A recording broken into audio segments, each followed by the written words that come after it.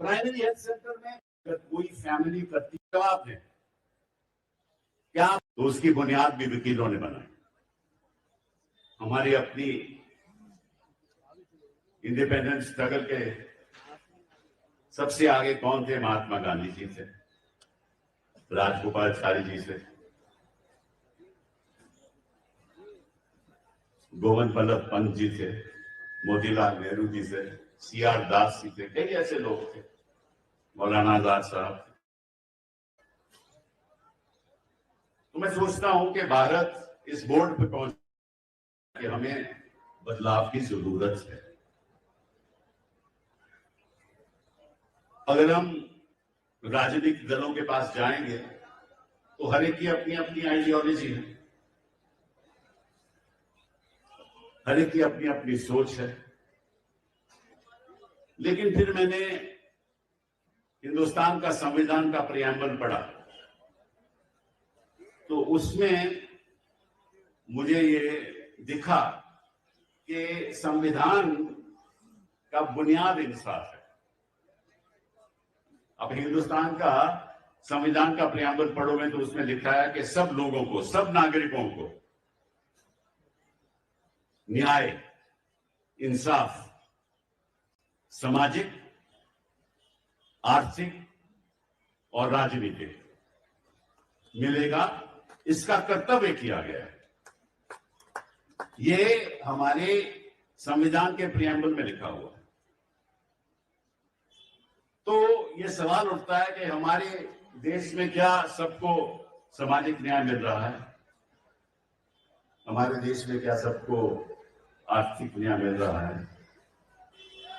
हमारे देश में क्या सबको राजनीतिक न्याय मिल रहा है? एक बच्चा जब पैदा होता है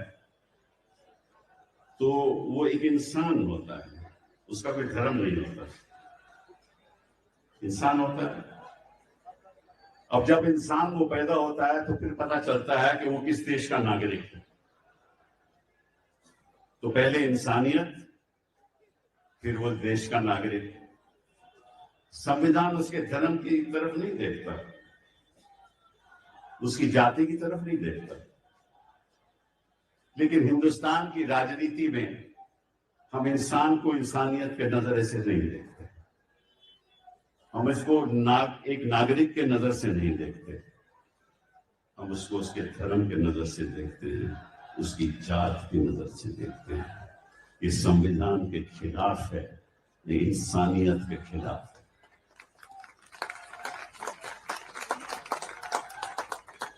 जब हम आर्थिक न्याय की बात करते हैं, छोटी सी बात आपको मैं बताऊंगा। इस देश की संख्या लगभग 135 करोड़ 140 करोड़ हो चुकी है। आपको ये नहीं मालूम, शायद ये नहीं मालूम कि 80 करोड़ लोग ऐसे हैं इस देश में जिनकी आमदनी हर माह 5,000 से कम है। 80 करोड़ लोग। अगर आप अमेरिका की पॉपुलेशन और यूरोप की पॉपुलेशन को जोड़ लो, वो भी 80 करोड़ नहीं बनता। ये क्या आर्थिक न्याय है? हमारे प्रधानमंत्री जी को नहीं पता कि 80 करोड़ लोग इस देश में 5,000 से ज्यादा नहीं कमाते हर माह, और 100 लोग इस देश में, 100 लोग इस देश में, उनकी संपत्ति मालूम कितनी है? 54 लाख करोड़। केवल 100 लोग, 54 लाख करोड़। 10 लोगों की संपत्ति मालूम कितनी है? 27 लाख करोड़। इसको आप आर्थिक न्याय कहोगे? और मैं पूछना चाहता हूं प्रधानमंत्री जी से कि 2014 के बाद आपने उन 80 करोड़ लोगों के लिए क्या किया? ये जो अब का भारत है ना, ये मोदी का भारत है। ये अब का भारत अमित शाह का भारत है। ये अब का भारत आरएसएस का भारत है। हम कल का भारत सबका भारत बनाते हैं। इस देश में हर परिवार में एक बच्चे को क्या चाहिए, ये मैं एक छोटी सी बात आपके सामने रखना चाहता हूं कि इंसान अपने कदमों पे तभी खड़ा हो सकता है जब उसको शिक्षा, एक क्वालिटी शिक्षा का प्रदान हो, जब उसके स्वास्थ्य के बारे में समस्याएं जो हैं वो सरकार खर्च करे, तभी वो अपने पैरों पे खड़ा हो सकता है। और देश का धन उद्योगपतियों से नहीं बनता। उद्योगपति तो धन बनाकर बाहर ले जाते हैं, अपने स्वार्थ के लिए खर्च करते हैं, लेकिन देश का धन यूनिवर्सिटीज में बनता है। वो कैसे, ये शायद आपको नहीं पता। विश्व में सबसे आगे देश कौन है? यूनाइटेड स्टेट्स ऑफ अमेरिका, आज उसके बाद चाइना, फिर जापान, फिर जर्मनी। तो मालूम है कि अमेरिका रिसर्च एंड डेवलपमेंट के लिए कितना खर्चा करता है सालाना? $600 बिलियन। इसलिए वो अमीर है। चीन मालूम कितना खर्च करता है सालाना? $550 बिलियन। $550 बिलियन। मालूम हिंदुस्तान में R&D में कितना खर्चा आता है? $45 बिलियन। कहां $600 बिलियन? और ये मालूम कैसे सर खर्च होता है? यूनिवर्सिटीज में खर्च होता है, क्योंकि युवा लोग जब यूनिवर्सिटी में जाते हैं तो उस यूनिवर्सिटी में वो अपने सोच विचारों के साथ बदलाव सोचते हैं। कैसे बदलाव हो, साइंटिफिक बदलाव कैसे हो, नई चीजों के बारे में सोचते हैं। और ये रिसर्च में जब जाता है तो उससे फिर नई प्रॉपर्टी बनती है, इंटेलेक्चुअल प्रॉपर्टी जिसको कहते हैं, और वो लेकर उद्योगपति उसमें इन्वेस्ट कर आगे वस्तुएं बनाते हैं और सर्विसेज देते हैं। लेकिन हिंदुस्तान में कोई यूनिवर्सिटी में तो ABVP के लोग बच जाते हैं। जो हिंसा हम यूनिवर्सिटीज में देख रहे हैं, वहां इंटेलेक्चुअल प्रॉपर्टी पैदा कैसे होगी? हो ही नहीं सकती। तो आप यूनिवर्सिटीज में अपने RSS के वाइस चांसलर लगा दोगे तो वो जो शिक्षा का स्तर होना चाहिए आपको मिलेगा ही नहीं। और अगर आप पैसा नहीं खर्च करोगे, निवेश नहीं करोगे R&D में, तो आपकी इंटेलेक्चुअल प्रॉपर्टी होगी ही नहीं। कभी देश कभी हो ही नहीं सकता, गति से कभी आगे बढ़ ही नहीं सकता। मैं आज आपके सामने एक नई विजन रखूंगा, एक ऑल्टरनेटिव विजन फॉर इंडिया रखूंगा कि हमें कैसे आगे बढ़ना है। तो सबसे पहले बात करेंगे शिक्षा की। शिक्षा में ये दुर्भाग्य है हमारा, लगभग इस देश में मालूम कितने टीचर हैं? 97 लाख टीचर। सारे देश में 97 लाख टीचर हैं, चाहे वो गवर्नमेंट स्कूल में आप देख लो, प्राइवेट स्कूल में देख लो। और जो गवर्नमेंट स्कूल के टीचर की जो सैलरी है वो 25,000 है, और जो प्राइवेट टीचर्स की, नॉन गवर्नमेंट स्कूल की टीचर की जो सैलरी है वो लगभग 12,000, एवरेज 12,000। तो मैं आपसे पूछ रहा, और दूसरी बात ये, लगभग 40% टीचर के पास कोई कॉन्ट्रैक्ट ही नहीं है, वो ऐसे ही पढ़ा रहे हैं बिना कॉन्ट्रैक्ट। तो आपकी बच्चे की पढ़ाई क्या होगी? कोई 12,000 रुपया कमा रहा है कोई टीचर, और उसके घर का खर्चा 14,000 है, तो आपके बच्चे को पढ़ाएगा क्या? क्या पढ़ाएगा? और लगभग 33% ऐसे स्कूल हैं जहां बिजली पहुंचती ही नहीं। बच्चा पढ़ेगा क्या? ये देश विकसित बनेगा कैसे? मोदी जी ने कभी इस पे ध्यान दिया? मुझे याद है कि जब मैं एचआरडी का मंत्री था तो मैंने कहा था कि मेरा एक सपना है कि हर बच्चे के हाथ में एक आकाश टैबलेट होना चाहिए। कई बार मैं ये बात करता था,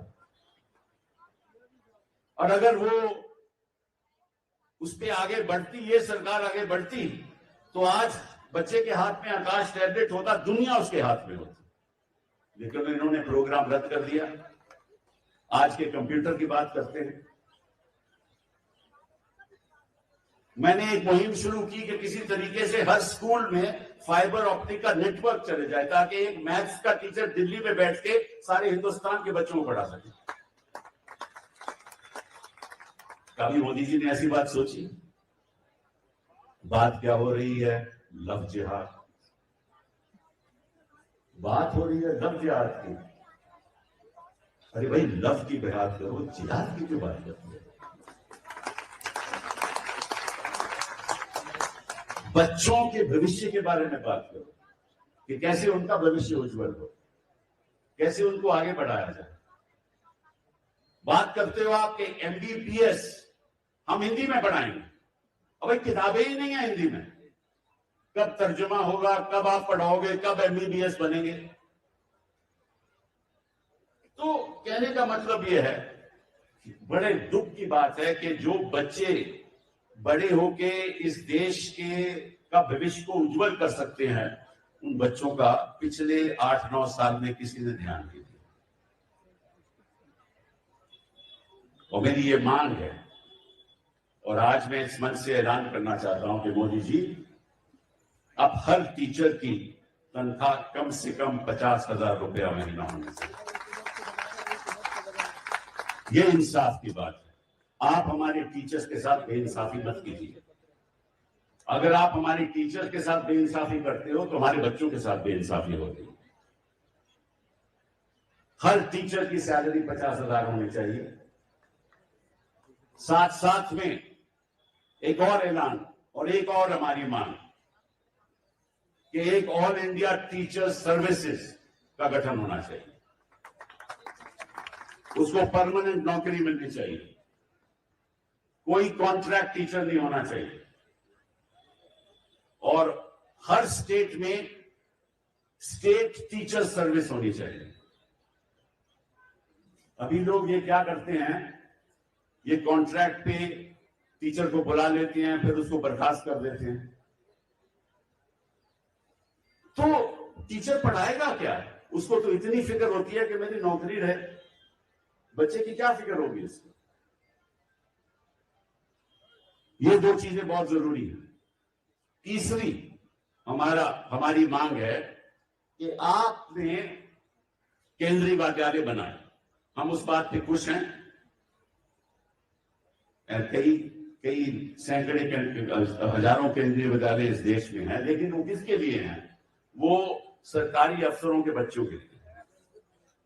सरकारी अफसर हो या पब्लिक सेक्टर का बच्चा, उनके पेरेंट का बच्चा हो, उसको वहां एडमिशन मिल जाती है। अच्छी बात है, हम इसका विरोध नहीं करते। लेकिन आप ऐसे ही स्कूल ट्राइबल्स के लिए क्यों नहीं देते? वंचित लोगों के लिए क्यों नहीं? महिलाओं के लिए क्यों नहीं? हमने कस्तूरबा गांधी महिला विद्यालय का गठन हमने किया था और उसमें हम वहां बढ़ाते थे। इन्होंने इनका नाम बदल दिया। मुहिम तो वही है, लेकिन मुश्किल ये है कि वो केवल 12वीं क्लास तक हैं। लेकिन मैं चाहता हूं कि हमारी बच्चियां आगे बढ़ के यूनिवर्सिटी में जाएं और उनको फ्री एजुकेशन मिले। आपको मालूम है कि सबसे ज्यादा टीचर इस देश में महिलाएं हैं। सबसे ज्यादा टीचर महिलाएं हैं। वो माँ जो है वो स्कूल में बच्चे को भी पढ़ाती है और घर में आके अपने बच्चों को भी पढ़ाती है। उन बच्चियों के लिए सेपरेट स्कूल खुलने चाहिए सारे हिंदुस्तान में। सारे हिंदुस्तान में खुलने चाहिए। और जो भी उद्योगपति ऐसा स्कूल बनाएगा उसको 80G की टैक्स एग्जेम्पशन मिलनी चाहिए। मैं सुझाव दे रहा हूं कल के भारत। और मैं चाहता हूं कि मोदी जी इसका जवाब दें कि आपने क्यों ऐसा नहीं किया। पिछले 8 साल में आपने कई चीजें चलाई, कई बातें आपने की, नोटबंदी करा दी, जीएसटी करवा दिया, ठीक है ना।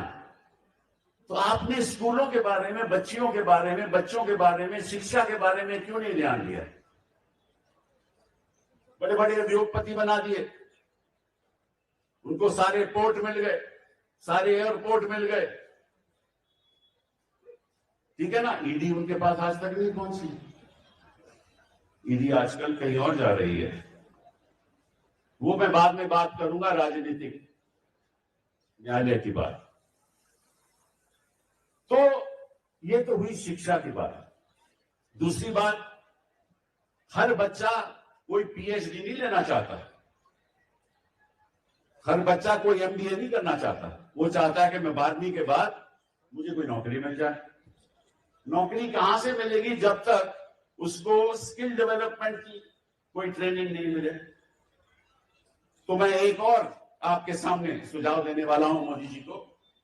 वो ये है कि जो फैक्ट्री चलाता है, चाहे वो आयरन फाउंड्री हो, चाहे वो टेलीकॉम सेक्टर में हो, चाहे वो इंजीनियरिंग में हो, उसको अपनी उद्योग के लिए एक ऐसी इंस्टीट्यूशन खोलने की इजाजत होनी चाहिए जहां वो बच्चों 12वीं के क्लास के बाद जो पास होते हैं बच्चे, उनको ट्रेनिंग देके अपने ही उद्योग में उनको एम्प्लॉयमेंट, उसका भी एटीजी का उनको एग्जेम्पशन देना चाहिए। ये होती है कल के भारत की सोच। इनका तो ये रहता है कि मैं कल चुनाव कैसे जीतूं। इनकी सोच तो उस तरफ तक ही सीमित है। अब आगे स्वास्थ्य की बात। क्या हर बच्चे को स्वास्थ्य दिखा जाता है? मालूम है कि विश्व में सबसे ज्यादा खर्चा अगर कोई फैमिली करती है स्वास्थ्य में, हिंदुस्तान में है। प्राइवेट सेक्टर में सबसे ज्यादा खर्चा, और इसकी वजह से 5 करोड़ फैमिलीज सालाना पॉवर्टी में चली जाती है, गरीब हो जाती हैं, क्योंकि सरकारी सुविधाएं हैं ही नहीं। 5 करोड़ फैमिली हर साल, ये मेरे आंकड़े नहीं है। प्राइमरी हेल्थ सेंटर में कोई स्पेशलिस्ट नहीं है, इंफ्रास्ट्रक्चर नहीं है, तो करेगा क्या कोई? तो आप 12वीं क्लास के बाद ऐसे मेडिकल कोर्स शुरू कीजिए ताकि रूरल सेक्टर में, देहात में, गांव में एक डॉक्टर तो मिल सके। यहां तो मीलों मील जाना जाता है डॉक्टर के लिए, और सबसे कमी डॉक्टरों की देहात में है। 80% डॉक्टर तो केवल शहरों में है, और 60% हमारी आबादी गांव में है। तो स्वास्थ्य ठीक नहीं होगा, शिक्षा ठीक नहीं होगी, तो भारत आगे कैसे बढ़ेगा? अमृतकाल आएगा कैसे? कैसे आएगा अमृतकाल? फिर राजनीति की बात करते हैं।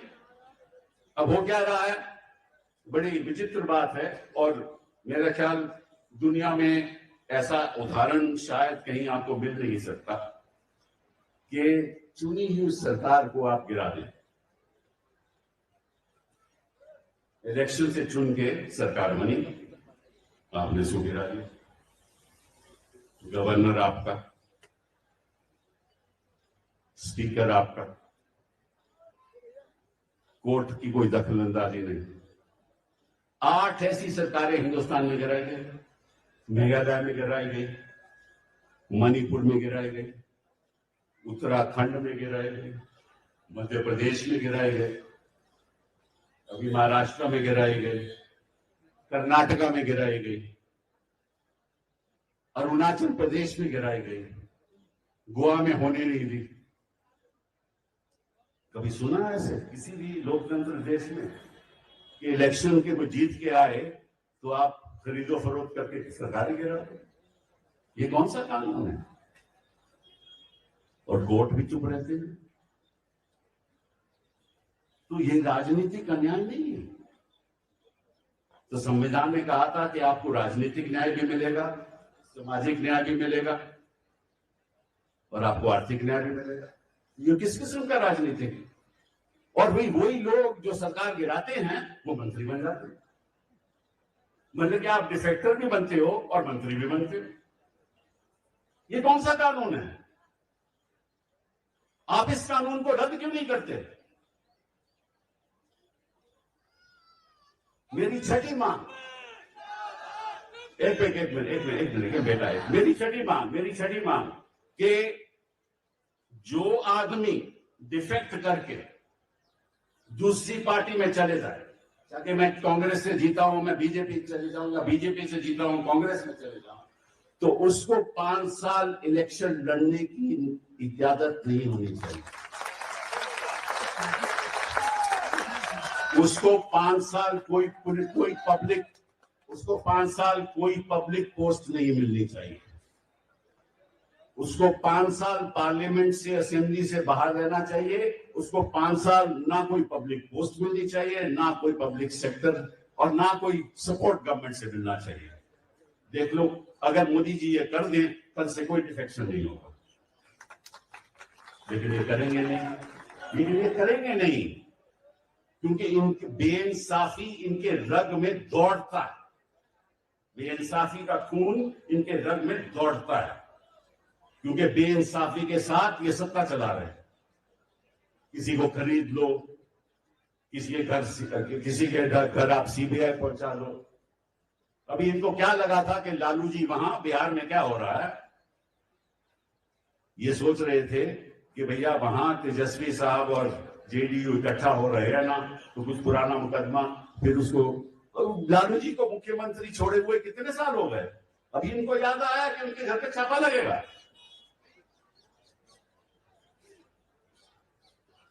अभी दिल्ली में ये क्या हो रहा है?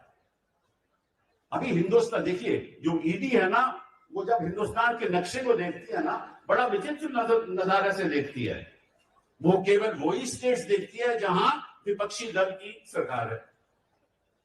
वहीं पे उनको लगता है कि रास्ता यहां आसान है, और जहां भाजपा की सरकार है वो तो रास्ता ही बंद है, वहां तो ये जाते ही नहीं। तो ईडी के हिसाब से, ईडी के नजरिए से हिंदुस्तान का नक्शा एक अजीब नक्शा है, जहां ईडी जा सकती है, जहां ईडी ने जाना नहीं, जहां सीबीआई जा सकती है, जहां सीबीआई ने जाना नहीं।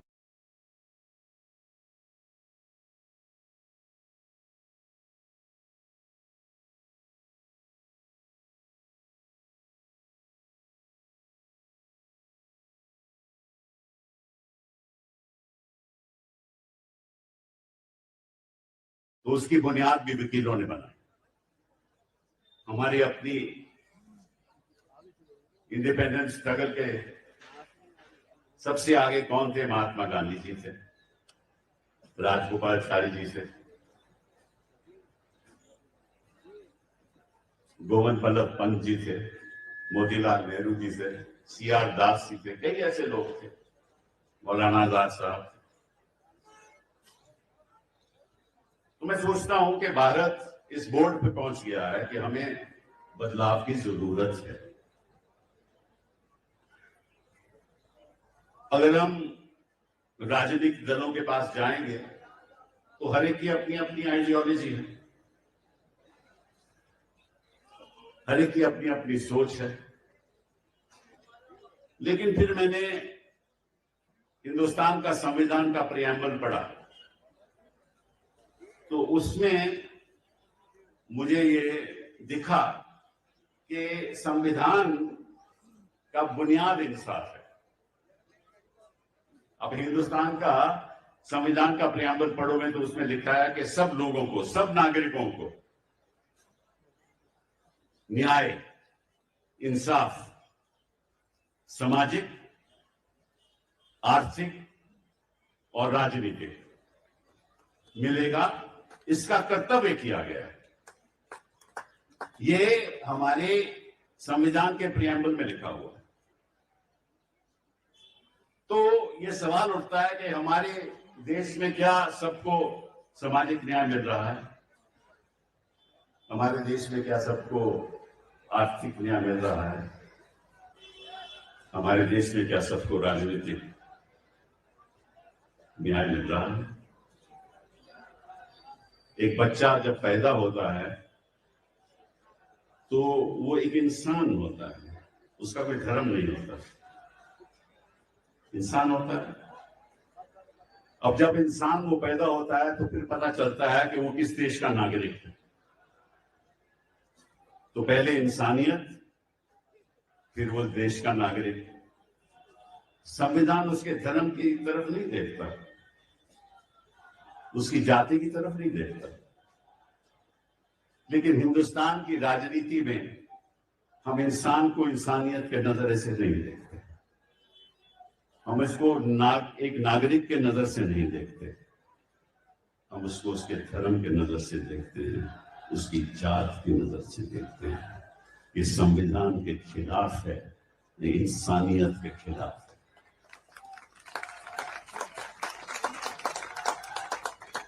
जब हम आर्थिक न्याय की बात करते हैं, छोटी सी बात आपको मैं बताऊंगा। इस देश की संख्या लगभग 135 करोड़ 140 करोड़ हो चुकी है। आपको ये नहीं मालूम, शायद ये नहीं मालूम कि 80 करोड़ लोग ऐसे हैं इस देश में जिनकी आमदनी हर माह 5,000 से कम है। 80 करोड़ लोग। अगर आप अमेरिका की पॉपुलेशन और यूरोप की पॉपुलेशन को जोड़ लो, वो भी 80 करोड़ नहीं बनता। ये क्या आर्थिक न्याय है? हमारे प्रधानमंत्री जी को नहीं पता कि 80 करोड़ लोग इस देश में 5,000 से ज्यादा नहीं कमाते हर माह, और 100 लोग इस देश में, 100 लोग इस देश में, उनकी संपत्ति मालूम कितनी है? 54 लाख करोड़। केवल 100 लोग, 54 लाख करोड़। 10 लोगों की संपत्ति मालूम कितनी है? 27 लाख करोड़। इसको आप आर्थिक न्याय कहोगे? और मैं पूछना चाहता हूं प्रधानमंत्री जी से कि 2014 के बाद आपने उन 80 करोड़ लोगों के लिए क्या किया?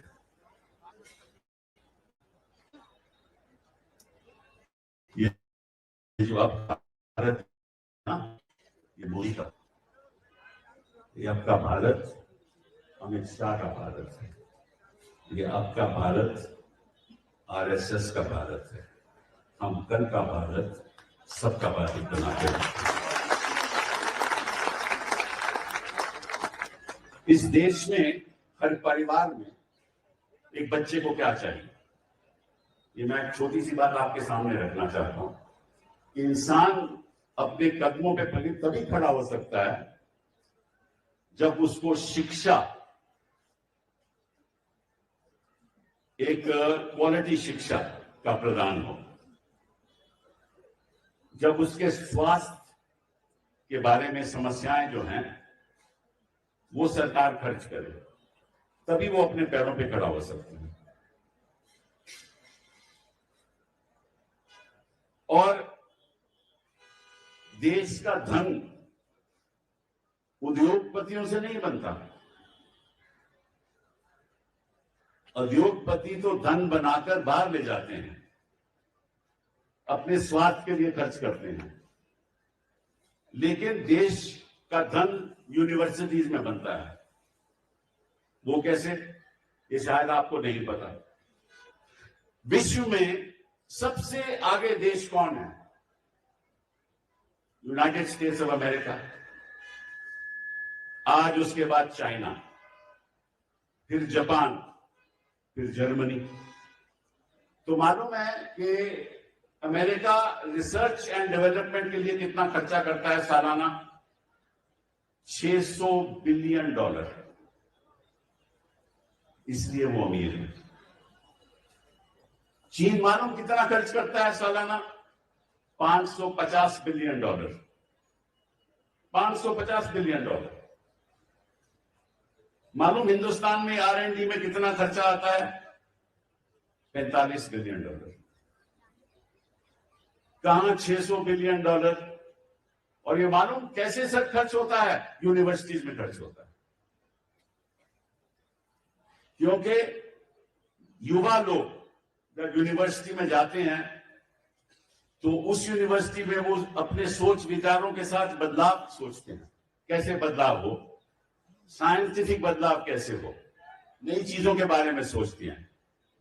और ये रिसर्च में जब जाता है तो उससे फिर नई प्रॉपर्टी बनती है, इंटेलेक्चुअल प्रॉपर्टी जिसको कहते हैं, और वो लेकर उद्योगपति उसमें इन्वेस्ट कर आगे वस्तुएं बनाते हैं और सर्विसेज देते हैं। लेकिन हिंदुस्तान में कोई यूनिवर्सिटी में तो एबीवीपी के लोग बच जाते हैं। जो हिंसा हम यूनिवर्सिटीज में देख रहे हैं, वहां इंटेलेक्चुअल प्रॉपर्टी पैदा कैसे होगी? हो ही नहीं सकती। तो आप यूनिवर्सिटीज में अपने आरएसएस के वाइस चांसलर लगा दोगे तो वो जो शिक्षा का स्तर होना चाहिए आपको कभी मिलेगा ही नहीं। और अगर आप पैसा नहीं खर्च करोगे, निवेश नहीं करोगे R&D में, तो आपकी इंटेलेक्चुअल प्रॉपर्टी होगी ही नहीं। कभी देश अमीर हो ही नहीं सकता, गति से कभी आगे बढ़ ही नहीं सकता। मैं आज आपके सामने एक नई विजन रखूंगा, एक ऑल्टरनेटिव विजन फॉर इंडिया रखूंगा कि हमें कैसे आगे बढ़ना है। तो सबसे पहले बात करेंगे शिक्षा की। शिक्षा में ये दुर्भाग्य है हमारा, लगभग इस देश में मालूम कितने टीचर हैं?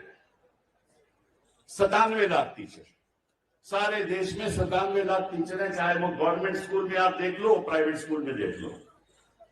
और जो गवर्नमेंट स्कूल के टीचर की जो सैलरी है वो 25,000 है,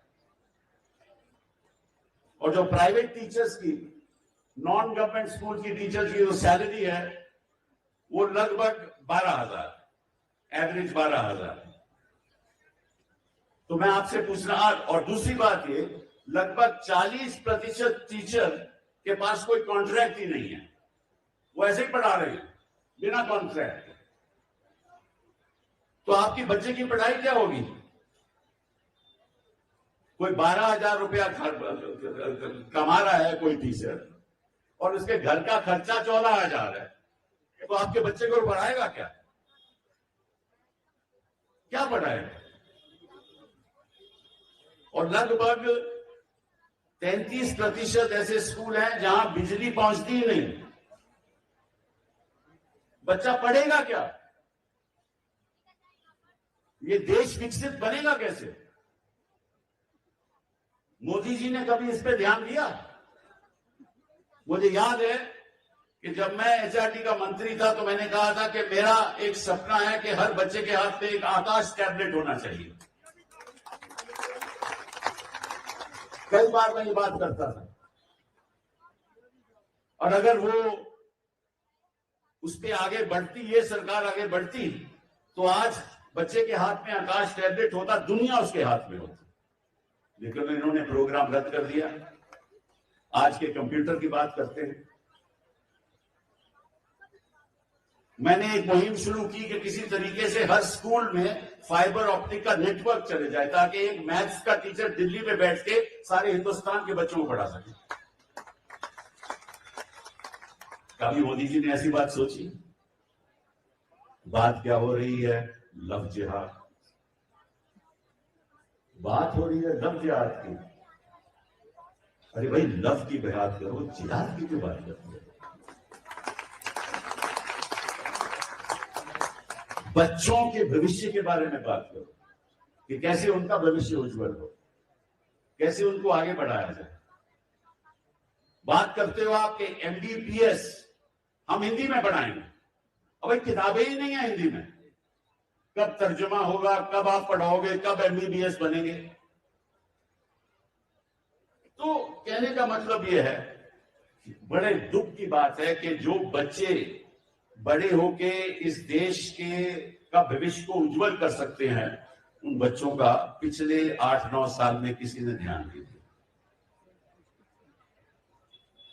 और मेरी ये मांग है, और आज मैं इस मंच से ऐलान करना चाहता हूं कि मोदी जी, अब हर टीचर की तनख्वाह कम से कम 50,000 रुपया महीना होनी चाहिए। ये इंसाफ की बात है।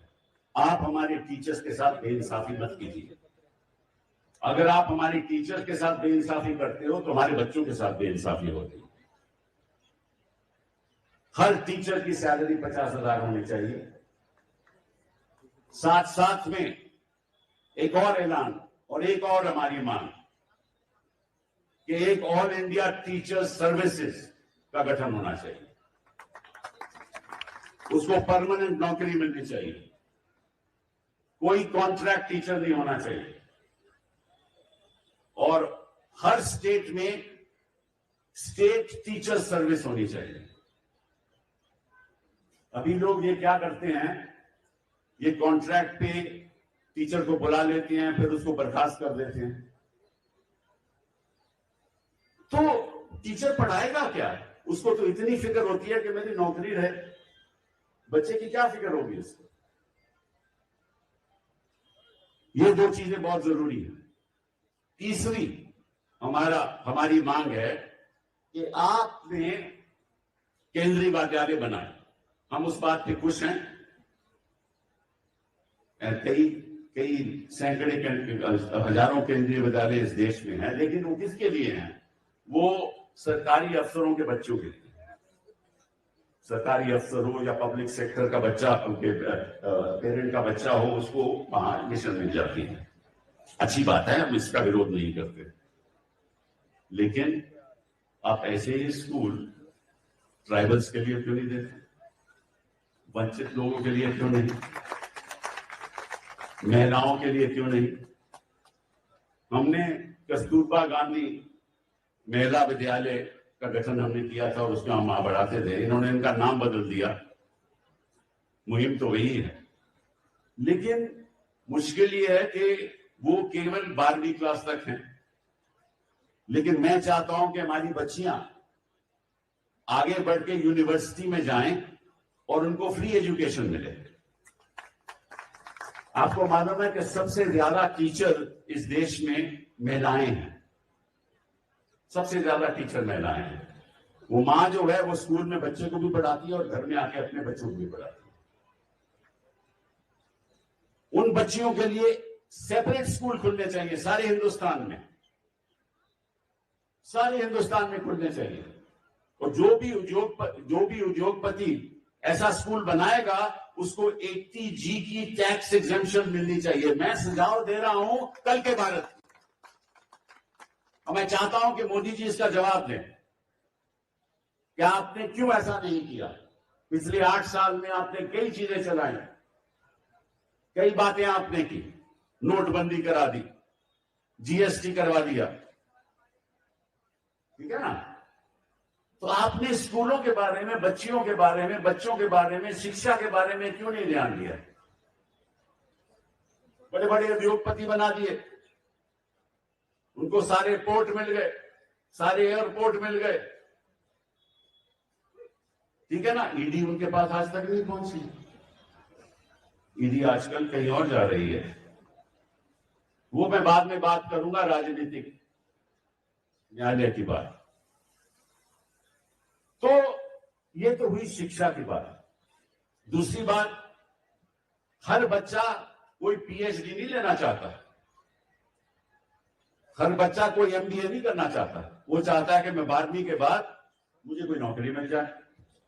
नौकरी कहां से मिलेगी जब तक उसको स्किल डेवलपमेंट की कोई ट्रेनिंग नहीं मिले? तो मैं एक और आपके सामने सुझाव देने वाला हूं मोदी जी को। वो ये है कि जो फैक्ट्री चलाता है, चाहे वो आयरन फाउंड्री हो, चाहे वो टेलीकॉम सेक्टर में हो, चाहे वो इंजीनियरिंग में हो, उसको अपनी उद्योग के लिए एक ऐसी इंस्टीट्यूशन खोलने की इजाजत होनी चाहिए जहां वो बच्चों 12वीं के क्लास के बाद जो पास होते हैं बच्चे, उनको ट्रेनिंग देके अपने ही उद्योग में उनको एम्प्लॉयमेंट, उसका भी 80G का उनको एग्जेम्पशन देना चाहिए। ये होती है कल के भारत की सोच। इनका तो ये रहता है कि मैं कल चुनाव कैसे जीतूं। इनकी सोच तो उस तरफ तक ही सीमित है। अब आगे स्वास्थ्य की बात। क्या हर बच्चे को स्वास्थ्य दिखा जाता है? मालूम है कि विश्व में सबसे ज्यादा खर्चा अगर कोई फैमिली करती है स्वास्थ्य में, हिंदुस्तान में प्राइवेट स्वास्थ्य, प्राइवेट सेक्टर में सबसे ज्यादा खर्चा, और इसकी वजह से 5 करोड़ फैमिलीज सालाना पॉवर्टी में चली जाती है, गरीब हो जाती हैं, क्योंकि सरकारी सुविधाएं हैं ही नहीं। 5 करोड़ फैमिली हर साल, ये मेरे आंकड़े नहीं है। प्राइमरी हेल्थ सेंटर में कोई स्पेशलिस्ट नहीं है, इंफ्रास्ट्रक्चर नहीं है, तो करेगा क्या कोई? तो आप 12वीं क्लास के बाद ऐसे मेडिकल कोर्स शुरू कीजिए ताकि रूरल सेक्टर में, देहात में, गांव में एक डॉक्टर तो मिल सके। यहां तो मीलों मील जाना जाता है डॉक्टर के लिए, और सबसे कमी डॉक्टरों की देहात में है। 80% डॉक्टर तो केवल शहरों में है, और 60% हमारी आबादी गांव में है। तो स्वास्थ्य ठीक नहीं होगा, शिक्षा ठीक नहीं होगी, तो भारत बाहर आगे कैसे बढ़ेगा? अमृतकाल आएगा कैसे? कैसे आएगा अमृतकाल? फिर राजनीति की बात करते हैं। अब हो क्या रहा है, बड़ी विचित्र बात है, और मेरा ख्याल दुनिया में ऐसा उदाहरण शायद कहीं आपको मिल नहीं सकता कि चुनी हुई सरकार को आप गिरा दें। इलेक्शन से चुन के सरकार बनी, आपने सो गिरा दिया। गवर्नर आपका,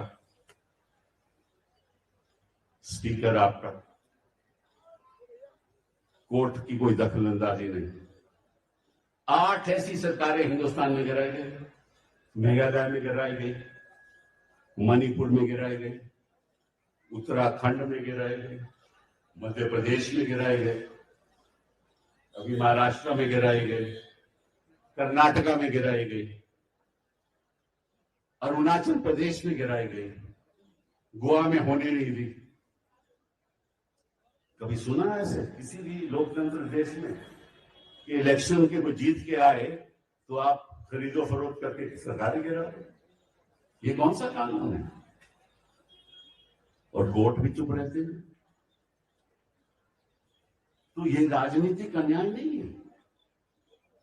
तो संविधान ने कहा था कि आपको राजनीतिक न्याय भी मिलेगा, सामाजिक न्याय भी मिलेगा, और आपको आर्थिक न्याय भी मिलेगा। ये किस किस्म का राजनीतिक? और वही लोग जो सरकार गिराते हैं वो मंत्री बन जाते हैं। मतलब कि आप डिफेक्टर भी बनते हो और मंत्री भी बनते हो। ये कौन सा कानून है? आप इस कानून को रद्द क्यों नहीं करते?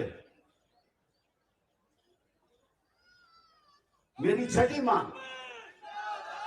एक मिनट बेटा है, मेरी छठी मांग कि जो आदमी डिफेक्ट करके दूसरी पार्टी में चले जाए, चाहे मैं कांग्रेस से जीता हूं, मैं बीजेपी चले जाऊं, या बीजेपी से जीता हूं कांग्रेस में चले जाऊं, तो उसको 5 साल इलेक्शन लड़ने की इजाजत नहीं होनी चाहिए।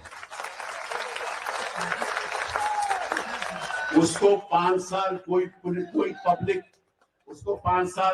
पब्लिक पोस्ट नहीं मिलनी चाहिए।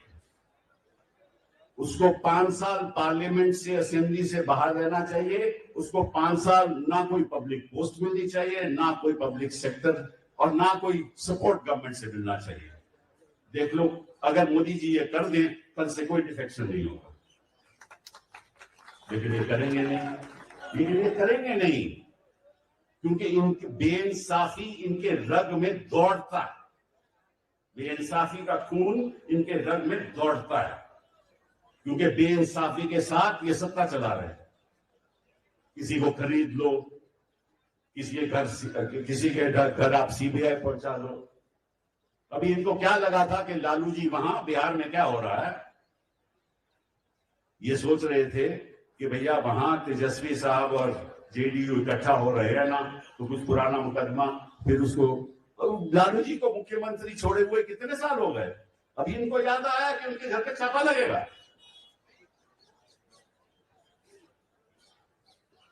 अभी दिल्ली में ही क्या हो रहा है, तो उसकी बुनियाद भी वकीलों ने बनाई। हमारी अपनी इंडिपेंडेंस स्ट्रगल के सबसे आगे कौन थे? महात्मा गांधी जी थे, राजगोपालाचारी जी से, गोविंद बल्लभ पंत जी थे, मोतीलाल नेहरू जी से, CR दास जी थे, कई ऐसे लोग थे, मौलाना आजाद साहब। तो मैं सोचता हूं कि भारत इस बोर्ड पे पहुंच गया है कि हमें बदलाव की जरूरत है।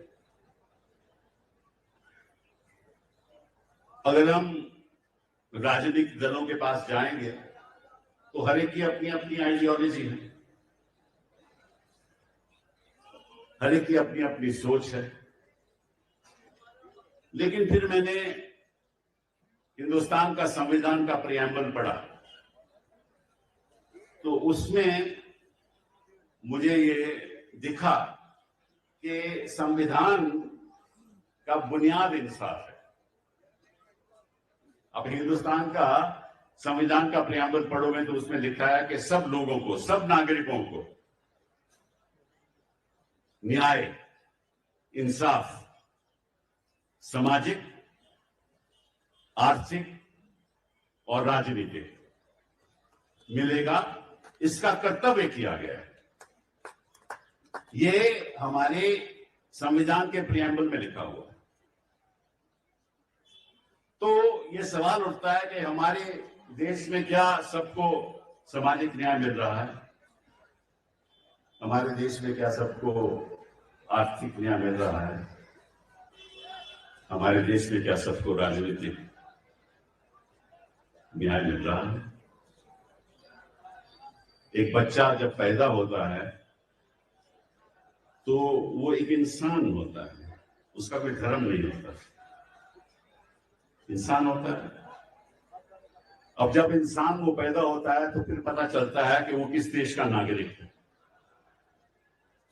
तो पहले इंसानियत, फिर वो देश का नागरिक। संविधान उसके धर्म की तरफ नहीं देखता, उसकी जाति की तरफ नहीं देखता। लेकिन हिंदुस्तान की राजनीति में हम इंसान को इंसानियत के नजर से नहीं देखते, हम इसको एक नागरिक के नजर से नहीं देखते, हम उसको उसके धर्म के नजर से देखते हैं, उसकी जात की नजर से देखते हैं। ये संविधान के खिलाफ है, ये इंसानियत के खिलाफ है।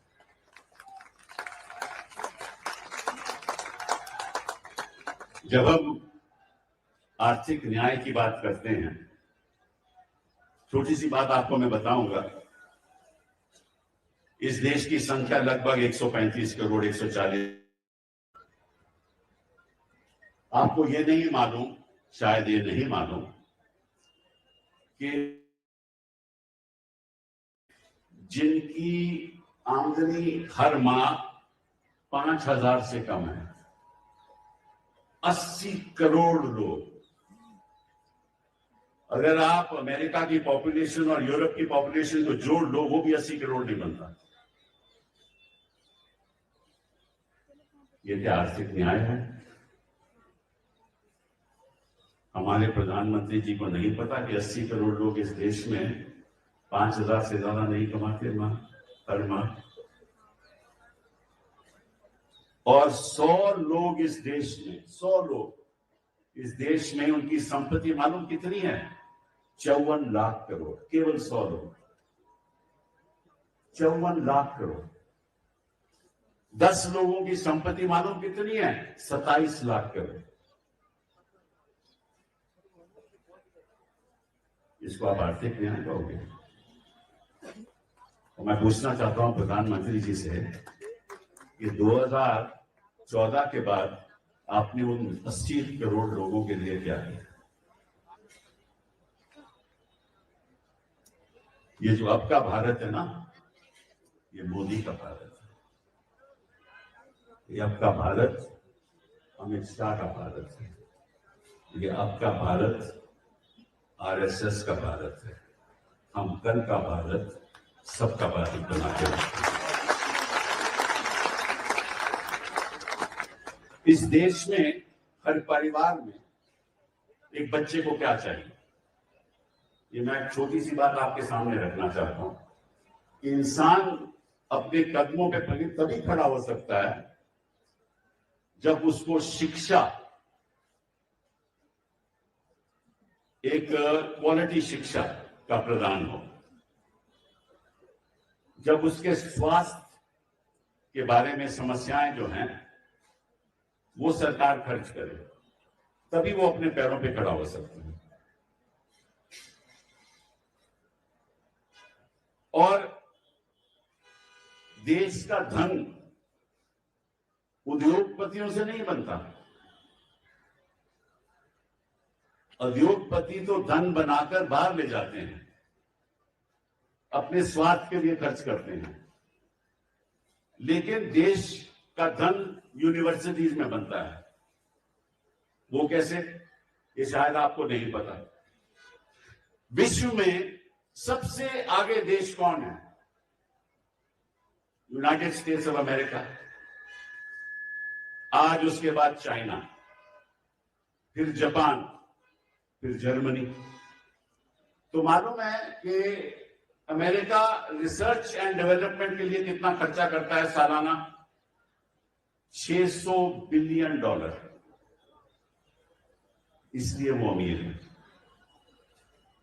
चीन मालूम कितना खर्च करता है सालाना? $550 बिलियन। $550 बिलियन। मालूम हिंदुस्तान में R&D में कितना खर्चा आता है?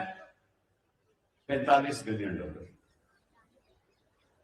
कहां $600 बिलियन?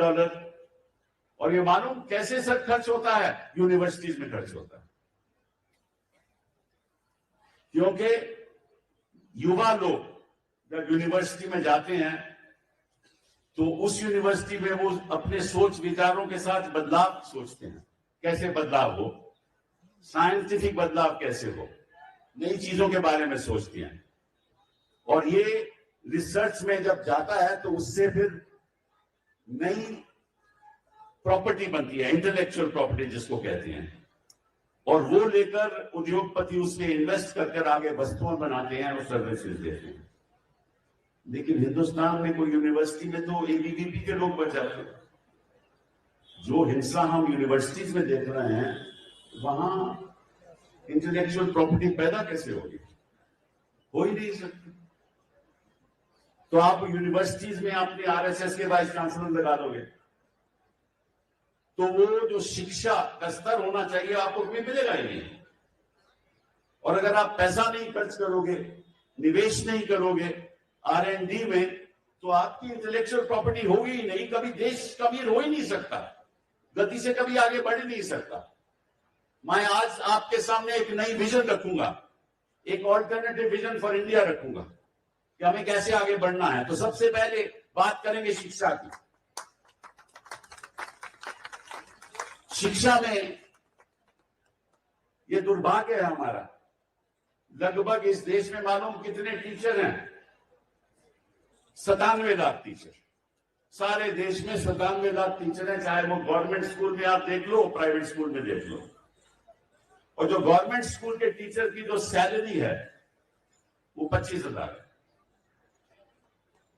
और जो प्राइवेट टीचर्स की, नॉन गवर्नमेंट स्कूल की टीचर्स की जो सैलरी है वो लगभग 12,000, एवरेज 12,000। तो मैं आपसे पूछना, और दूसरी बात ये, लगभग 40% टीचर के पास कोई कॉन्ट्रैक्ट ही नहीं है, वो ऐसे ही पढ़ा रहे हैं बिना कॉन्ट्रैक्ट। तो आपकी बच्चे की पढ़ाई क्या होगी? कोई 12,000 रुपया कमा रहा है कोई टीचर, और उसके घर का खर्चा 14,000 है, तो आपके बच्चे को पढ़ाएगा क्या? क्या पढ़ाएगा? और लगभग 33% ऐसे स्कूल हैं जहां बिजली पहुंचती ही नहीं। बच्चा पढ़ेगा क्या? ये देश विकसित बनेगा कैसे? मोदी जी ने कभी इस पे ध्यान दिया? मुझे याद है कि जब मैं HRD का मंत्री था तो मैंने कहा था कि मेरा एक सपना है कि हर बच्चे के हाथ में एक आकाश टैबलेट होना चाहिए। कई बार मैं ये बात करता था। और अगर वो उस पे आगे बढ़ती, ये सरकार आगे बढ़ती, तो आज बच्चे के हाथ में आकाश टैबलेट होता, दुनिया उसके हाथ में होती। लेकिन इन्होंने प्रोग्राम रद्द कर दिया। आज के कंप्यूटर की बात करते हैं। मैंने एक मुहिम शुरू की कि किसी तरीके से हर स्कूल में फाइबर ऑप्टिक का नेटवर्क चले जाए, ताकि एक मैथ्स का टीचर दिल्ली में बैठ के सारे हिंदुस्तान के बच्चों को पढ़ा सके। कभी मोदी जी ने ऐसी बात सोची? बात क्या हो रही है? लव जिहाद। बात हो रही है लव जिहाद की। अरे भाई, लव की बात करो, जिहाद की क्यों बात करते हो? बच्चों के भविष्य के बारे में बात करो कि कैसे उनका भविष्य उज्जवल हो, कैसे उनको आगे बढ़ाया जाए। बात करते हो आपके MBBS हम हिंदी में पढ़ाएंगे। अब भाई, किताबें ही नहीं है हिंदी में। कब तर्जुमा होगा, कब आप पढ़ाओगे, कब MBBS बनेंगे? तो कहने का मतलब यह है, बड़े दुख की बात है कि जो बच्चे बड़े होके इस देश का भविष्य को उज्जवल कर सकते हैं, उन बच्चों का पिछले 8-9 साल में किसी ने ध्यान नहीं दिया।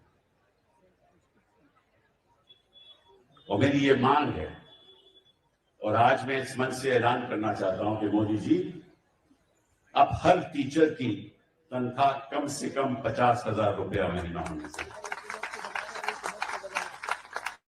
ये इंसाफ की बात। आप हमारे टीचर के साथ करते तो हमारे बच्चों के साथ बेइंसाफी होती। हर टीचर की सैलरी 50,000 होनी चाहिए। साथ साथ में एक और ऐलान और एक और हमारी मांग कि एक ऑल इंडिया टीचर सर्विसेज का गठन होना चाहिए। उसको परमानेंट नौकरी मिलनी चाहिए, कोई कॉन्ट्रैक्ट टीचर नहीं होना चाहिए। और हर स्टेट में स्टेट टीचर सर्विस होनी चाहिए।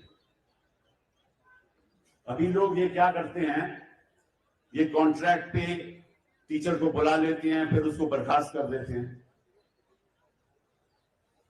तो टीचर पढ़ाएगा क्या? उसको तो इतनी फिक्र होती है कि मेरी नौकरी रहे, बच्चे की क्या फिक्र होगी उसको? ये दो चीजें बहुत जरूरी है।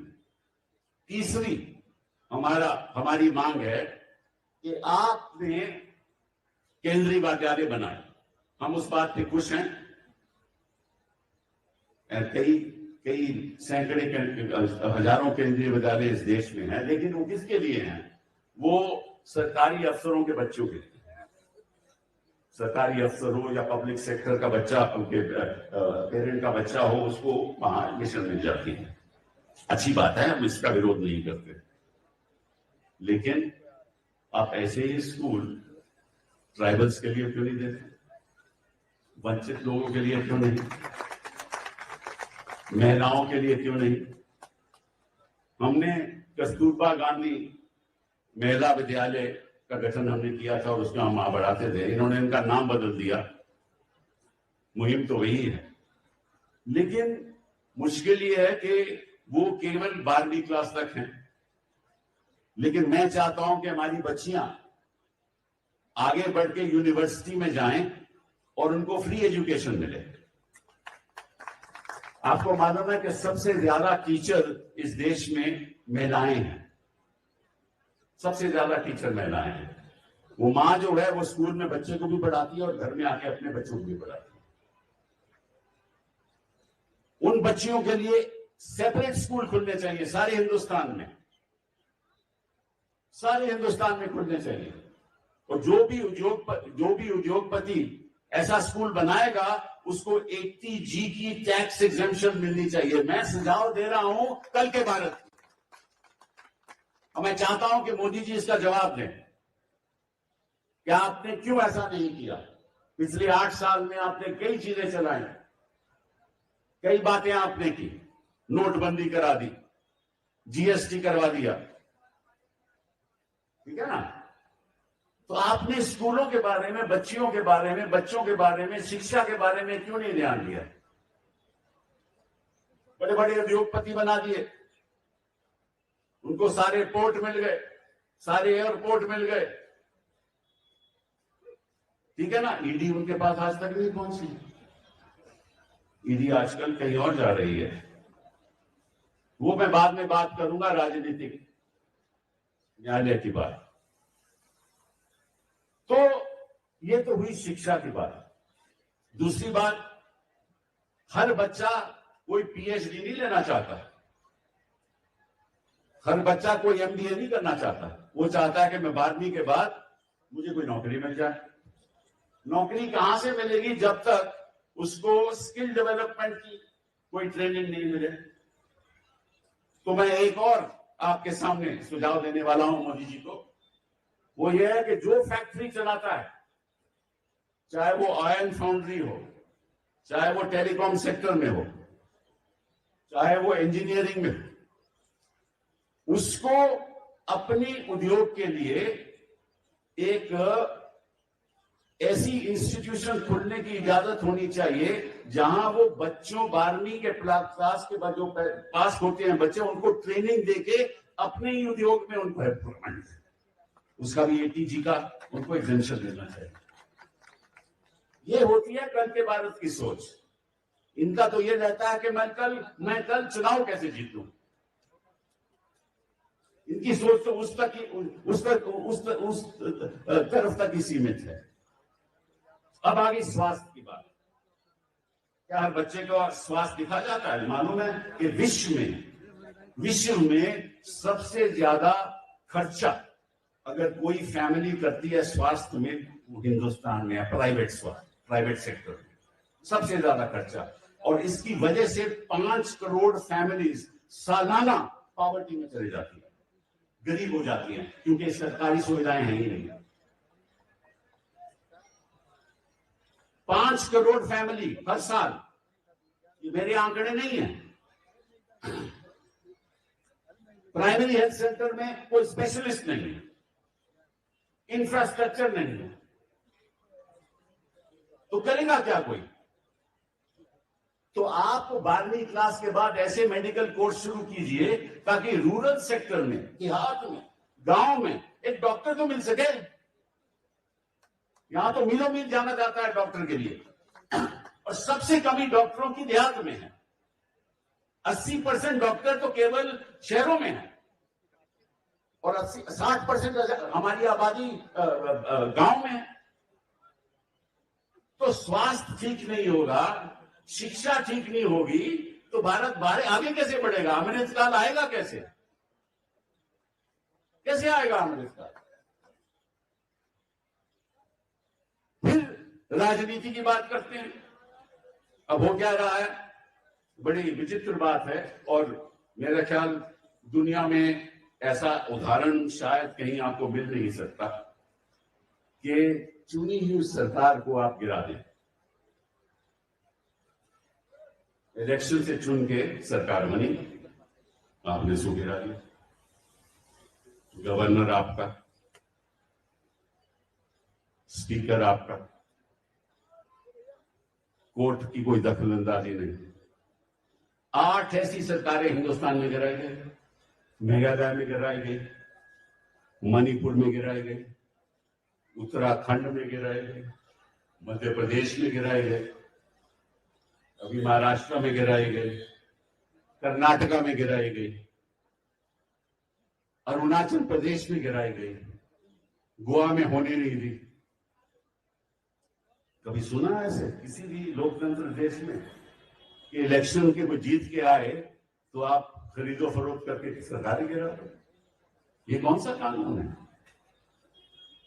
और कोर्ट भी चुप रहते हैं। तो ये राजनीतिक अन्याय नहीं है। तो संविधान ने कहा था कि आपको राजनीतिक न्याय भी मिलेगा, सामाजिक न्याय भी मिलेगा, और आपको आर्थिक न्याय भी मिलेगा। ये किस किस्म का राजनीतिक? और वही लोग जो सरकार गिराते हैं वो मंत्री बन जाते हैं। मतलब कि आप डिफेक्टर भी बनते हो और मंत्री भी बनते हो। ये कौन सा कानून है? आप इस कानून को रद्द क्यों नहीं करते? मेरी छठी मांग, एक मिनट बेटा, मेरी छठी मांग कि जो आदमी डिफेक्ट करके दूसरी पार्टी में चले जाए, ताकि मैं कांग्रेस से जीता हूं मैं बीजेपी चले जाऊंगा, बीजेपी से जीता हूं कांग्रेस में चले जाऊं, तो उसको 5 साल इलेक्शन लड़ने की इजाजत नहीं होनी चाहिए। उसको 5 साल कोई पब्लिक, उसको 5 साल कोई पब्लिक पोस्ट नहीं मिलनी चाहिए। उसको 5 साल पार्लियामेंट से, असेंबली से बाहर रहना चाहिए। उसको 5 साल ना कोई पब्लिक पोस्ट मिलनी चाहिए, ना कोई पब्लिक सेक्टर, और ना कोई सपोर्ट गवर्नमेंट से मिलना चाहिए। देख लो, अगर मोदी जी ये कर दें, कल से कोई डिफेक्शन नहीं होगा। लेकिन ये करेंगे नहीं, क्योंकि इनकी बेइंसाफी इनके रग में दौड़ता है। बेइंसाफी का खून इनके रग में दौड़ता है, क्योंकि बेइंसाफी के साथ ये सत्ता चला रहे हैं। किसी को खरीद लो, किसी के घर आप सीबीआई पहुंचा लो। अभी इनको क्या लगा था कि लालू जी वहां बिहार में क्या हो रहा है, ये सोच रहे थे कि भैया वहां तेजस्वी साहब और जेडीयू इकट्ठा हो रहे हैं ना, तो कुछ पुराना मुकदमा, फिर उसको, लालू जी को मुख्यमंत्री छोड़े हुए कितने साल हो गए। अभी इनको याद आया कि उनके घर पे छापा लगेगा।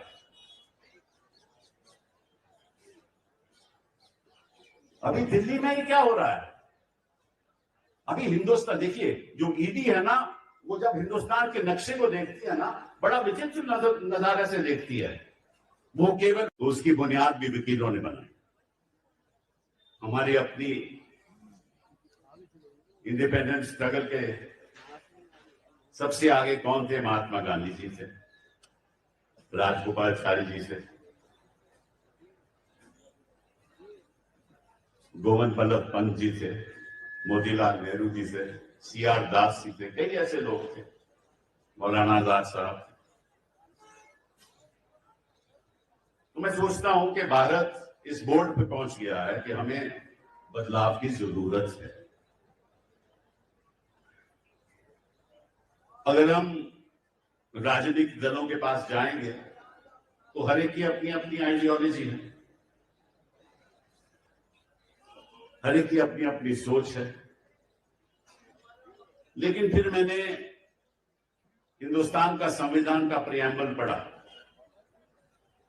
तो उसमें मुझे ये दिखा कि संविधान का बुनियाद इंसाफ है। अब हिंदुस्तान का संविधान का प्रियम्बल पढ़ोगे तो उसमें लिखा है कि सब लोगों को, सब नागरिकों को न्याय, इंसाफ, सामाजिक, आर्थिक और राजनीतिक मिलेगा, इसका कर्तव्य किया गया है। ये हमारे संविधान के प्रियम्बल में लिखा हुआ है। तो ये सवाल उठता है कि हमारे देश में क्या सबको सामाजिक न्याय मिल रहा है? हमारे देश में क्या सबको आर्थिक न्याय मिल रहा है? हमारे देश में क्या सबको राजनीतिक न्याय मिल रहा है? एक बच्चा जब पैदा होता है तो वो एक इंसान होता है, उसका कोई धर्म नहीं होता, इंसान होता है। अब जब इंसान वो पैदा होता है तो फिर पता चलता है कि वो किस देश का नागरिक है। तो पहले इंसानियत, फिर वो देश का नागरिक। संविधान उसके धर्म की तरफ नहीं देखता, उसकी जाति की तरफ नहीं देखता। लेकिन हिंदुस्तान की राजनीति में हम इंसान को इंसानियत के नजरिए से नहीं देखते, हम इसको एक नागरिक के नजर से नहीं देखते, हम उसको उसके धर्म के नजर से देखते हैं, उसकी जात की नजर से देखते हैं। इस संविधान के खिलाफ है, ये इंसानियत के खिलाफ है।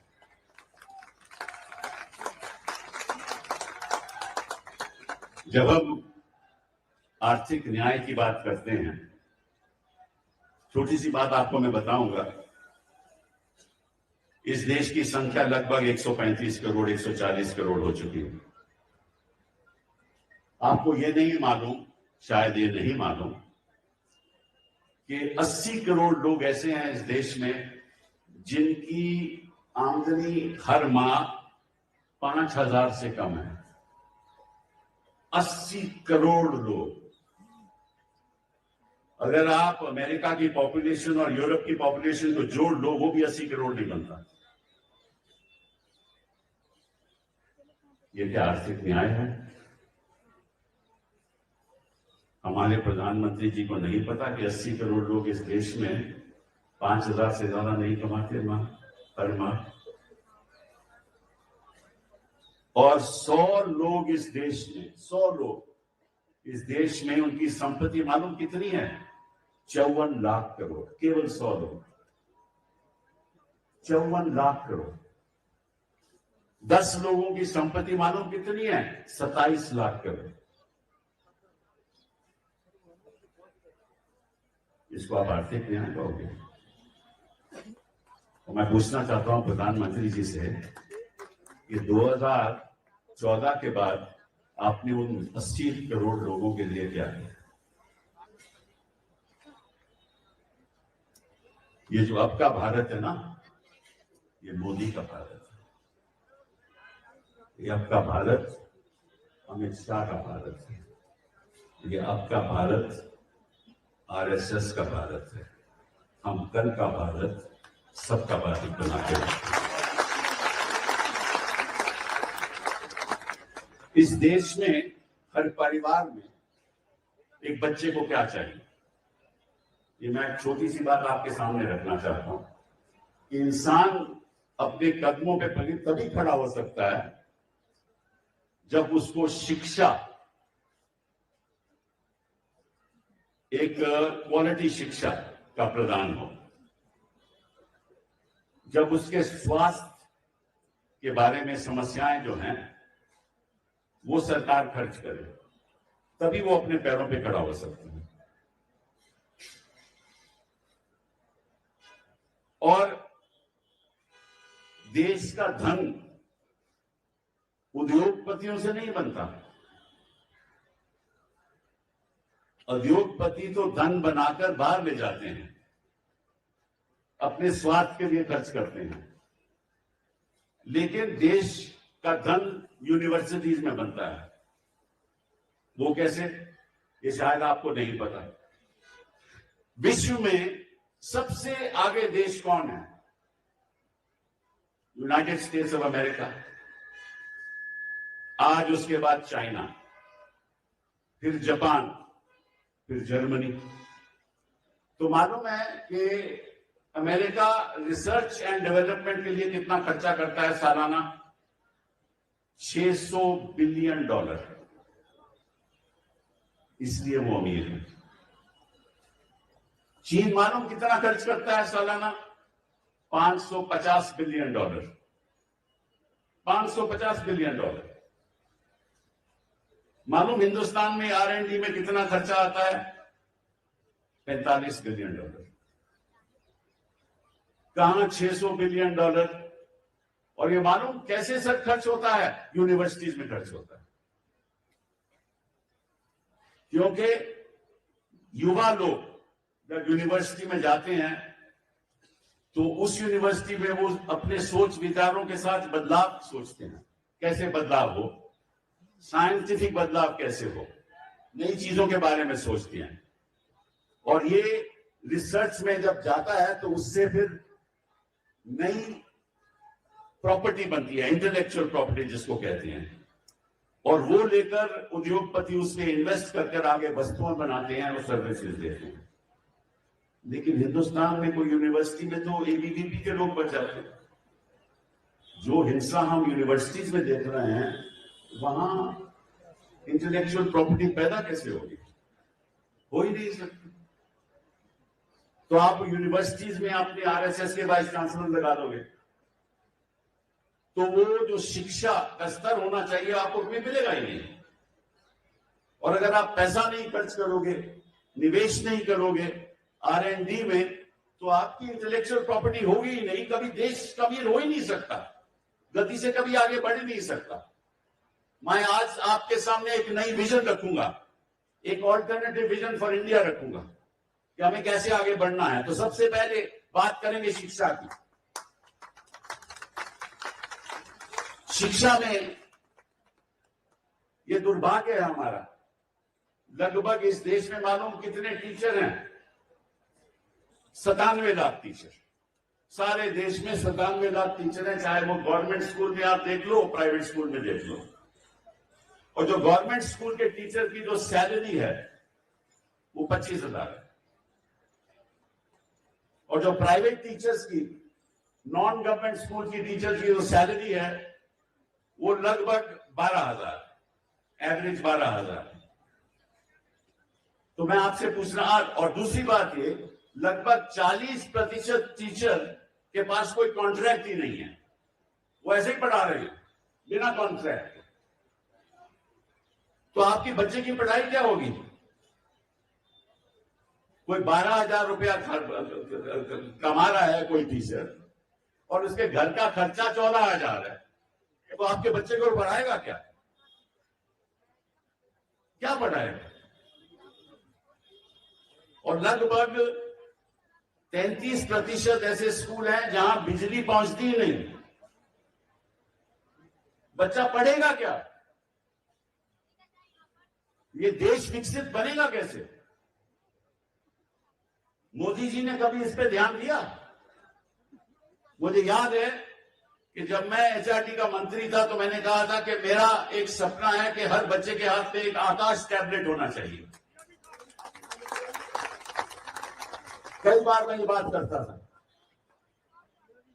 और अगर वो उस पे आगे बढ़ती, ये सरकार आगे बढ़ती, तो आज बच्चे के हाथ में आकाश टैबलेट होता, दुनिया उसके हाथ में होती। लेकिन इन्होंने प्रोग्राम रद्द कर दिया। आज के कंप्यूटर की बात करते हैं।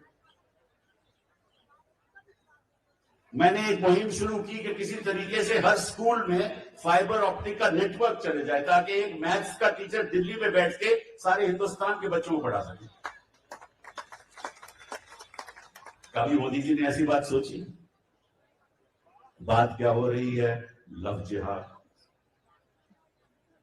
बात हो रही है लव जिहाद की।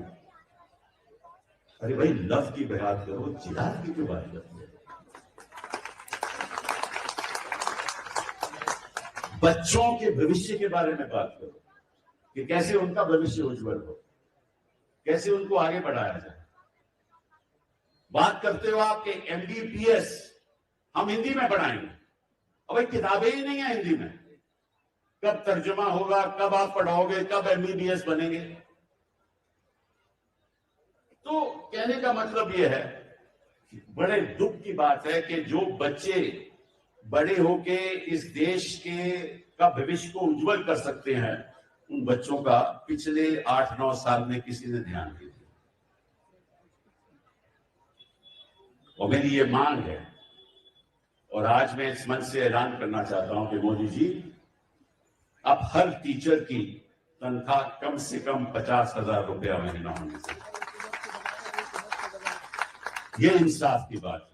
आप हमारे टीचर्स के साथ बेइंसाफी मत कीजिए। अगर आप हमारे टीचर्स के साथ बेइंसाफी करते हो तो हमारे बच्चों के साथ बेइंसाफी होगी। हर टीचर की सैलरी 50,000 होनी चाहिए। साथ साथ में एक और ऐलान और एक और हमारी मांग कि एक ऑल इंडिया टीचर सर्विसेज का गठन होना चाहिए।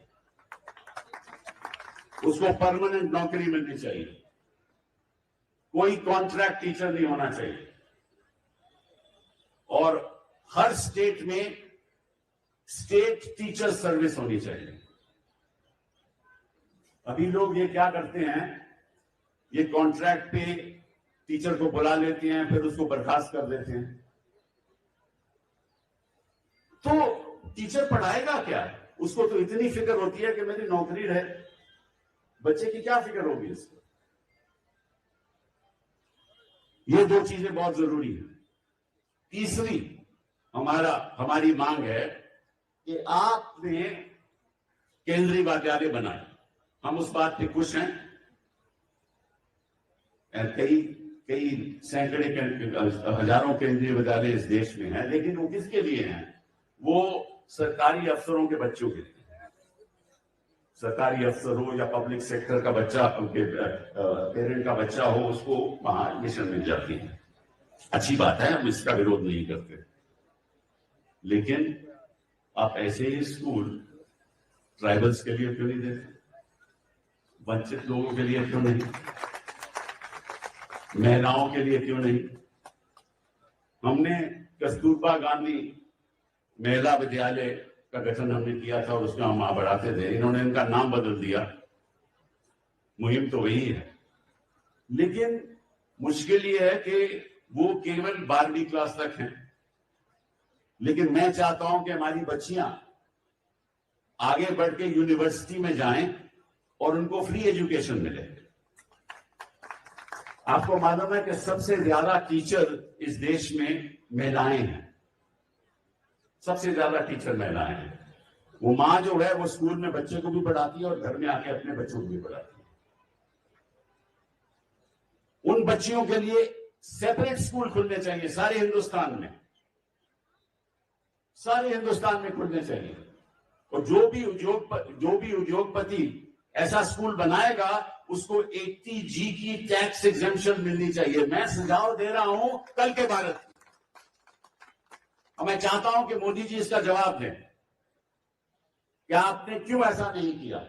पिछले 8 साल में आपने कई चीजें चलाई, कई बातें आपने की, नोटबंदी करा दी, GST करवा दिया, ठीक है ना? तो आपने स्कूलों के बारे में, बच्चियों के बारे में, बच्चों के बारे में, शिक्षा के बारे में क्यों नहीं ध्यान दिया? बड़े बड़े उद्योगपति बना दिए, उनको सारे पोर्ट मिल गए, सारे एयरपोर्ट मिल गए, ठीक है ना? ईडी उनके पास आज तक नहीं पहुंची। ईडी आजकल कहीं और जा रही है, वो मैं बाद में बात करूंगा, राजनीतिक न्यायालय की बात। तो ये तो हुई शिक्षा की बात। दूसरी बात, हर बच्चा कोई PhD नहीं लेना चाहता, हर बच्चा कोई MBA नहीं करना चाहता। वो चाहता है कि मैं 12वीं के बाद मुझे कोई नौकरी मिल जाए। नौकरी कहां से मिलेगी जब तक उसको स्किल डेवलपमेंट की कोई ट्रेनिंग नहीं मिले? तो मैं एक और आपके सामने सुझाव देने वाला हूं मोदी जी को। वो ये है कि जो फैक्ट्री चलाता है, चाहे वो आयरन फाउंड्री हो, चाहे वो टेलीकॉम सेक्टर में हो, चाहे वो इंजीनियरिंग में हो, उसको अपनी उद्योग के लिए एक ऐसी इंस्टीट्यूशन खोलने की इजाजत होनी चाहिए जहां वो बच्चों 12वीं के क्लास के बाद जो पास होते हैं बच्चे, उनको ट्रेनिंग देके अपने ही उद्योग में उनको एम्प्लॉयमेंट, उसका भी 80G का उनको एग्जेम्पशन देना चाहिए। ये होती है कल के भारत की सोच। इनका तो ये रहता है कि मैं कल चुनाव कैसे जीतूं। इनकी सोच तो उस तरफ तक ही सीमित है। अब आगे स्वास्थ्य की बात। क्या हर बच्चे को स्वास्थ्य दिखा जाता है? मालूम है कि विश्व में सबसे ज्यादा खर्चा अगर कोई फैमिली करती है स्वास्थ्य में, वो हिंदुस्तान में है। प्राइवेट सेक्टर में सबसे ज्यादा खर्चा, और इसकी वजह से 5 करोड़ फैमिलीज सालाना पॉवर्टी में चली जाती है, गरीब हो जाती है, क्योंकि सरकारी सुविधाएं हैं ही नहीं। 5 करोड़ फैमिली हर साल, ये मेरे आंकड़े नहीं है। प्राइमरी हेल्थ सेंटर में कोई स्पेशलिस्ट नहीं है, इंफ्रास्ट्रक्चर नहीं है, तो करेगा क्या कोई? तो आप 12वीं क्लास के बाद ऐसे मेडिकल कोर्स शुरू कीजिए ताकि रूरल सेक्टर में, देहात में, गांव में एक डॉक्टर तो मिल सके। यहां तो मीलों मील जाना जाता है डॉक्टर के लिए, और सबसे कमी डॉक्टरों की देहात में है।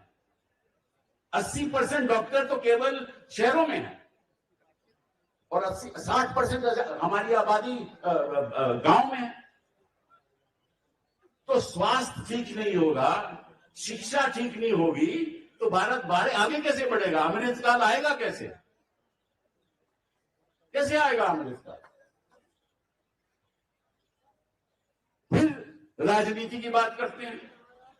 अब हो क्या रहा है, बड़ी विचित्र बात है, और मेरा ख्याल दुनिया में ऐसा उदाहरण शायद कहीं आपको मिल नहीं सकता कि चुनी हुई सरकार को आप गिरा दें। इलेक्शन से चुन के सरकार बनी, आपने इसको गिरा दिया। गवर्नर आपका, स्पीकर आपका, कोर्ट की कोई दखलंदाजी नहीं। 8 ऐसी सरकारें हिंदुस्तान में गिराई गई, मेघालय में गिराई गई, मणिपुर में गिराई गई, उत्तराखंड में गिराई गई, मध्य प्रदेश में गिराई गई, अभी महाराष्ट्र में गिराई गई, कर्नाटका में गिराई गई, अरुणाचल प्रदेश में गिराई गई, गोवा में होने नहीं दी। कभी सुना ऐसे किसी भी लोकतंत्र देश में कि इलेक्शन के वो जीत के आए तो आप खरीदो फरोख्त करके सरकार गिरा दो? ये कौन सा कानून है? और कोर्ट भी चुप रहते हैं।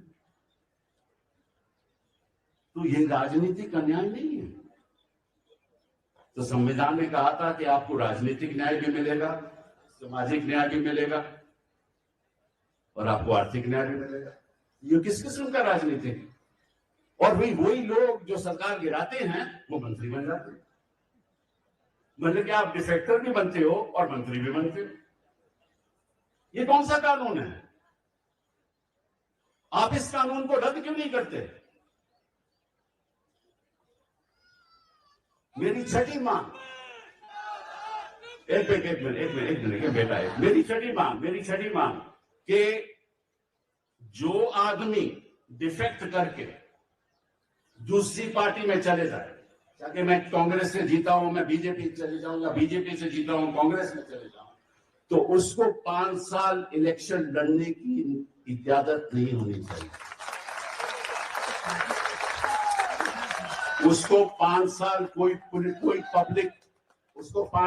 कोई पब्लिक पोस्ट नहीं मिलनी चाहिए। उसको 5 साल पार्लियामेंट से, असेंबली से बाहर रहना चाहिए। उसको 5 साल ना कोई पब्लिक पोस्ट मिलनी चाहिए, ना कोई पब्लिक सेक्टर, और ना कोई सपोर्ट गवर्नमेंट से मिलना चाहिए। देख लो, अगर मोदी जी ये कर दें कल से कोई डिफेक्शन नहीं होगा। लेकिन ये करेंगे नहीं, क्योंकि इनकी बेइंसाफी इनके रग में दौड़ता है। बेइंसाफी का खून इनके रग में दौड़ता है, क्योंकि बेइंसाफी के साथ ये सत्ता चला रहे हैं। किसी को खरीद लो, किसी के घर आप सीबीआई पहुंचा लो। अभी इनको क्या लगा था कि लालू जी वहां बिहार में क्या हो रहा है, ये सोच रहे थे कि भैया वहां तेजस्वी साहब और जेडीयू इकट्ठा हो रहे हैं ना, तो कुछ पुराना मुकदमा, फिर उसको लालू जी को मुख्यमंत्री छोड़े हुए कितने साल हो गए। अभी इनको याद आया कि उनके घर पे छापा लगेगा।